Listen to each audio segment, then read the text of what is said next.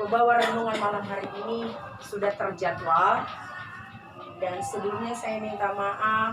Mungkin ada bertanya-tanya, saya kan bukan majelis sesuai dengan aturan BNKP yang berhak menyampaikan firman Tuhan adalah majelis, tapi saya mengambil satu landasan bahwa ada satu catatan katanya yang sudah diberkati, dan untuk majelis yang ini kemarin katanya masih satuan Kristus yang tak ada batasnya. Jadi saat ini saya izin untuk bisa berdiri di hadapan Bapak Ibu pada malam hari ini. Tetapi konsep firman Tuhan tidak lepas dari Alkitab yang akan saya ambilkan malam hari ini. Firman Tuhan pada malam hari ini dikutip dari Mazmur pasal 62 ayatnya yang pertama sampai ayatnya yang ke-9. Perasaan dekat Allah, perasaan tenang dekat Allah.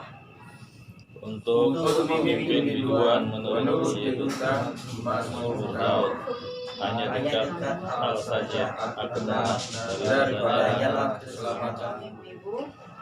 Hanyalah Dia gunung batuku dan keselamatanku, kota bentengku, aku tidak akan goyah. Berapa lamakah kamu hendak menyerbu seseorang hendak menemukan dia? Hai kamu sekalian, seperti terhadap dinding yang miring terhadap tembok yang roboh. Mereka hanya bermaksud menghempaskan dia dari kedudukannya yang tinggi. Mereka suka kepada dusta, dengan mulutnya mereka memberkati, tetapi dalam hatinya mereka menutupi. Hanya pada Allah saja kiranya aku tenang, sebab daripadanya lah harapanku. Hanyalah gunung batuku dan keselamatanku, kota bentengku, aku tidak akan goyah. Pada Allah ada keselamatanku dan kemuliaanku, gunung batu kekuatanku, tempat perlindunganku, ialah Allah. Percayalah kepadanya setiap waktu, hai umat, curahkanlah isi hatimu di hadapannya. Allah ialah tempat perlindungan kita. Bapak Ibu yang terkasih dalam nama Tuhan Yesus Kristus, kita telah ketahui bersama bahwa beberapa hari yang lalu keluarga di tempat ini, keluarga Bapak Sa dan Mama Sa, berada dalam kondisi yang dimana anak terkasih dipanggil oleh Tuhan kembali di sisinya. Dan setiap manusia pasti yang namanya kematian, pasti ada rasa sedih, rasa air mata ada, dan juga ketidaknyamanan dalam menghadapi segala sesuatu pasti ada kita rasakan sebagai manusia. Dan kemudian kematian itu tidak ada seorang pun yang tahu kapan waktunya, di mana tempatnya, dan tidak ada juga seorang pun yang menginginkan kematian itu akan hadir dalam setiap kehidupan kita. Kematian ini merupakan misteri kehidupan yang mana tidak ada yang bisa menentukan waktunya, tanggal dan harinya kapan. Mungkin kalau hari ulang tahun kita masih bisa mengingat dan bahkan kita merayakannya dengan penuh sukacita. Dengan sebaliknya, kematian tidak mungkin akan kita ingat dan bahkan kita tetapkan.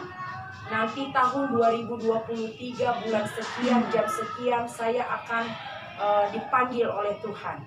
Walaupun terkadang kita lihat di FB ada berbagai aplikasi sering bisa meramal kematiannya seperti ini, bla bla bla dan sebagainya.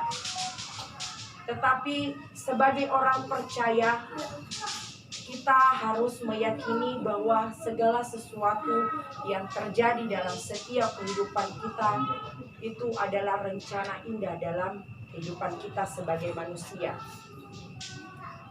Sebagai orang percaya, mari kita menghadapi yang namanya kematian dengan penuh pengharapan kepada Tuhan.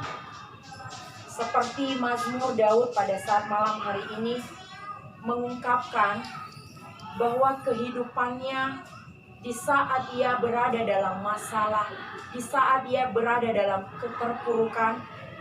Mungkin cerita Daud sudah kita dengar, bahkan kita baca berulang-ulang, di mana seniornya Saul menginginkan kematian atasnya, dan bahkan orang-orang yang berada di sekelilingnya menginginkan dia hancur. Tetapi inilah ungkapan Daud, di mana ia berpengharapan kepada Tuhan. Ia hanya menyerahkan seluruh kehidupannya ke dalam tangan Tuhan. Ia mengetahui bahwa kunci dari segala apapun yang ia hadapi hanyalah Tuhan Yesus, hanya Tuhan Allah. Sehingga pada saat Saul bahkan merencanakan kematiannya, bahkan sebaliknya Saul yang kepalanya dipenggal, bukan Daud. Itulah kehidupan Daud yang mengandalkan Tuhan. Pada ayat yang kedua, di sana kita melihat Daud ini hanya tenang di saat ia dekat dengan Tuhan. Ia meyakini dengan sepenuhnya janji Tuhan itu benar dan nyata adanya. Keselamatan itu hanya satu-satunya di dalam Tuhan. Hanya dialah gunung batuku, keselamatanku, kota bentengku. Aku tidak akan goyah. Kemudian hal itu kembali diulang di ayat yang ke-6 dan ke-7. Bersama dengan Tuhan, dia memperoleh ketenangan. Ia memperoleh keselamatan. Jadi dalam setiap inilah menjadi satu testimoni dalam setiap kehidupan kita. Hidup Daud yang mengandalkan Tuhan, yang tidak beralih ke lain hati. Ia mengutamakan dan mendepankan Tuhan di dalam kehidupannya. Walaupun kiri kanannya, bahkan orang-orang mau merencanakan kematian di depannya, tetapi kalau Tuhan tidak pernah mengizinkan hal itu terjadi dalam kehidupannya, maka semua itu bisa terlewati. Semua itu bisa dihadapi oleh Daud. Kemudian di ayat yang ke-9, di sana Daud mengungkapkan bahwa percayalah kepadanya setiap waktu. Di sini Daud percaya kepada Tuhan tidak hanya pada saat ia membutuhkan, pada saat ia berada dalam kesusahan baru ia mencari Tuhan. Tetapi malam hari ini Daud memberikan nasihat dan memberikan contoh bahwa percaya kepada Tuhan itu kekal selama-lamanya, tanpa ada batas waktu. Mungkin kita manusia memiliki keterbatasan dalam berpikir, keterbatasan dalam berkata-kata, keterbatasan dalam mendengar, keterbatasan dalam menghadapi segala sesuatu. Tetapi Tuhan yang ajaib, Tuhan Allah yang besar, tidak pernah terbatas kasih-Nya dalam setiap kehidupan kita. Ia selalu ada di saat kita mau memanggil, di saat kita mau mendekatkan diri kepada Tuhan. Bagaimana Tuhan datang kepada kita kalau kita juga tidak akan pernah memberikan ruang hati kita untuk Tuhan. Jadi Daud ini kembali mengingatkan di ayat 9 ini, percayalah kepada Tuhan tanpa ada batas waktu. Serahkanlah seluruh pergumulan hidupmu tanpa ada batas waktu. Curahkanlah seluruhnya di hadapan Tuhan, mulai dari hal kecil sampai hal yang besar. Sebab Tuhan adalah benteng kita yang besar. Lalu kata Daud juga mengatakan bahwa dengan kita dekat dengan Tuhan, maka yang akan kita dapati adalah perasaan tenang, nyaman, damai, dan penuh dengan sukacita. Demikianlah kebenaran firman Tuhan pada saat hari ini. marilah kiranya kita bisa melihat testimoni kehidupan Daud yang selalu mengandalkan Tuhan tanpa ada batas waktu. Dan yang kedua, marilah kita menyadari di tengah-tengah keterbatasan kita, kita masih punya Tuhan yang luar biasa, yang tidak pernah terbatas kasih-Nya.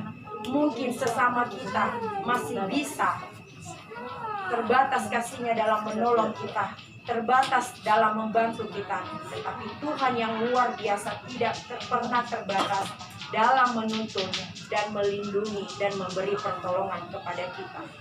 Kemudian yang ketiga, damai sejahtera, ketenangan, sukacita, sumbernya hanyalah daripada Tuhan.